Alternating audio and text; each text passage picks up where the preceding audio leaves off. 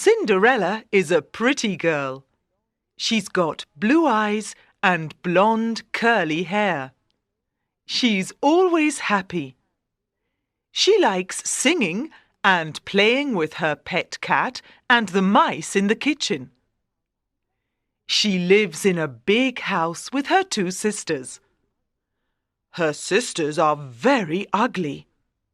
They've got big noses and big, ugly feet. They don't like Cinderella, and she has to do all the work in the house. One day, Cinderella is in the kitchen. She's washing the plates. The sun is shining and Cinderella is happy. She's looking out of the window and singing with the birds.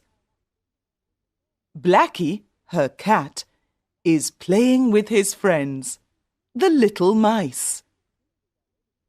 Goldie is Cinderella's goldfish. He's swimming in his bowl and listening to the birds singing. Cinderella, say her sisters. Come here, quickly! Cinderella runs upstairs into the living room. Here I am, she says. Look at this. We've got an invitation from the king. An invitation to the ball at the palace. An invitation to the ball? Says Cinderella. That's wonderful. We can wear beautiful dresses and we can dance with Prince Charming, say the sisters. Can I come to the ball? Says Cinderella. No, you can't come to the ball. You haven't got a dress. On the day of the ball, Cinderella is very busy. The ugly sisters want Cinderella to do everything. Don't cry, Cinderella, says Blackie. I want to go to the ball, says Cinderella. You can go to the ball, says a beautiful woman. Who are you? Says Cinderella. I'm your fairy godmother, says the beautiful woman. Cinderella, go into the garden and find a nice big pumpkin. Come here, Blackie. Let's put Goldie here on the floor and, oh yes, 6 little white mice. Perfect, says the fairy godmother. The fairy godmother waves her magic wand.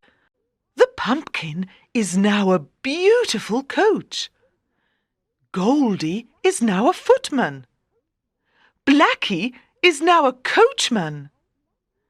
And the 6 white mice are now 6 beautiful white horses. The fairy godmother waves her wand again. Cinderella's old grey dress is now a wonderful new dress, and on her feet there are pretty glass shoes. Now you can go to the ball, Cinderella, says the fairy godmother. But you must be home before midnight. At the palace there are a lot of people. They are in the ballroom, talking and laughing and dancing. Everyone is happy.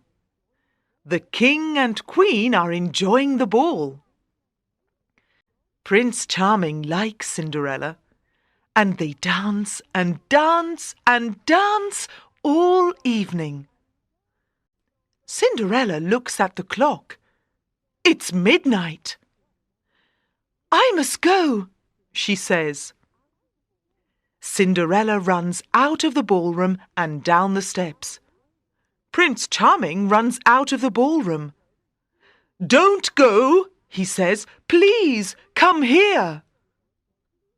But Cinderella isn't there. It's midnight, and she's running home. "What's this?" says Prince Charming. He looks on the steps and sees Cinderella's glass shoe. "I can go to every house in the town," he says. "I can ask every girl in the town to put on this shoe. I can find the beautiful princess." "Prince Charming is here," say the ugly sisters. "Go away.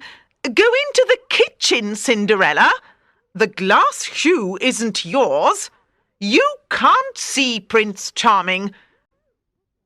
The ugly sisters put on the glass shoe. They have very big, ugly feet, and the shoe is very small. Cinderella opens the door. "Can I put on the shoe?" she says. "Come here and put on the shoe." Cinderella puts on the shoe. "The shoe is yours," says Prince Charming. "You are the beautiful princess."